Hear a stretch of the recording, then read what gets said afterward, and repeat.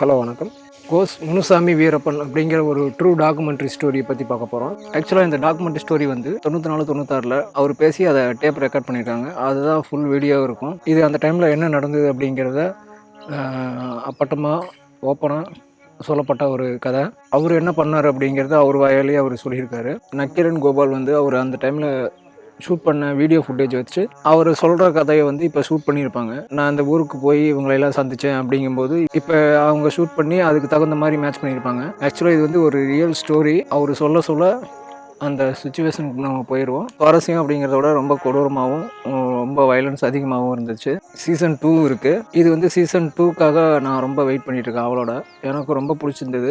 நான் ஸ்கூல் படிக்கும்போது நான் கேட்ட அந்த நியூஸ் பேப்பரில் பார்த்தது, அந்த சேம் டைம் டிவியில் நம்ம கேட்டது, ரேடியோவில் கேட்டது, இங்கே இருக்காரு அங்கே இருக்காரு, இவங்கள கொண்டுட்டாங்க, எங்கே கடத்திட்டு போயிருக்காரு அப்படின்னு சொல்லி நம்ம கேட்டது, சின்ன பையனாக இருக்கும்போது கேட்டது எல்லாமே வந்து ஒரு ஞாபகப்படுத்துகிற மாதிரி இருந்தது. C5ல இந்த 6 எபிசோட் இருக்குது. சில எபிசோட்லாம் வந்து ரொம்ப கஷ்டமாக இருந்தது. ஆனால் வந்து இது எல்லாருமே பார்க்கணும் கண்டிப்பாக. இது வந்து முழுக்க அடல்ட் கண்டென்ட் உண்டான ஒரு படம். தமிழில் இப்படி ஒரு டாக்குமெண்ட்ரி வந்து நான் பார்த்ததில்ல. One of the best documentary இந்த கோசே முனுசாமி வீரப்பன் அப்படிங்கிற ஸ்டோரி. நீங்களும் பாருங்கள், எப்படி இருந்ததுன்னு கமெண்ட் பண்ணுங்கள். நன்றி, வணக்கம்.